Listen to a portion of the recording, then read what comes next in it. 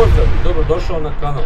Danas ti donosim par savjeta vezano za suživot sa tvojim tinejdžerom. Ne moraš mi zahvaljivati, jedino što od tebe tražim je da ih poslušaš do kraja. Za tebe imam neku vrstu vodiča, a bolje ćemo reći uputstva za upotrebu. Ima toga dosta, ali idemo polako kako se ne bi izgubio u moru informacije. Točka 1. Škola. Od naših vremena puno se toga promijenilo, samo ti nisi u toku, ne pratiš trendove. Pa sam odlučio ti spomenem neke minimalne tehničke uvjete za održavanje nastave. Mislim da ti ne moram posebno naglašavati mobitel, to se podrazumijeva, bitno je da je novije generacije. Uz isti taj mobitel obavezno svome tinejdžeru moraš kupiti slušalice. Kako bi to bilo za vrijeme nastave da ometa ostatak razreda? Ovako ti on diskretno čila i uživa u svojoj omiljenoj glazbi, ne ometajući nikog. Točka 2. Garderoba.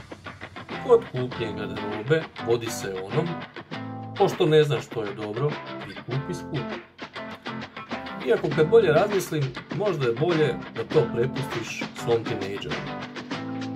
Broj kartice ionako zna kao i tvoj PIN, a on će najbolje naći za sebe.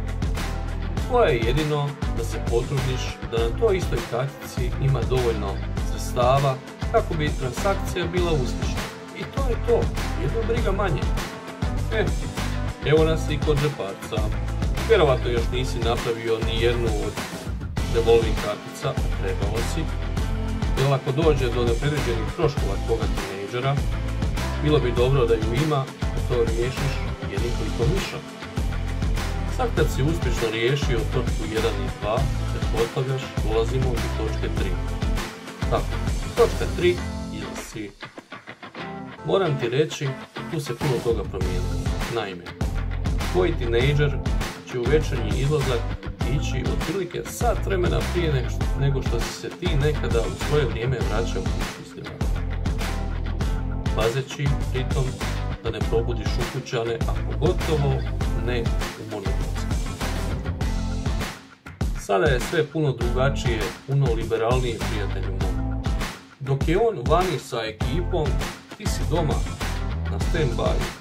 Znači čekaš, osluškuješ, ali ni u ludilu ne zoveš. Ne pada ti na pamet da ga osramotiš pred ekipom.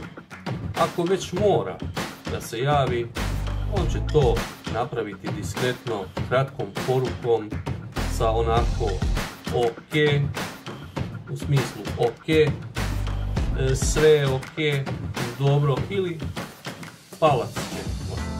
I to je to. Nema neke velike drame.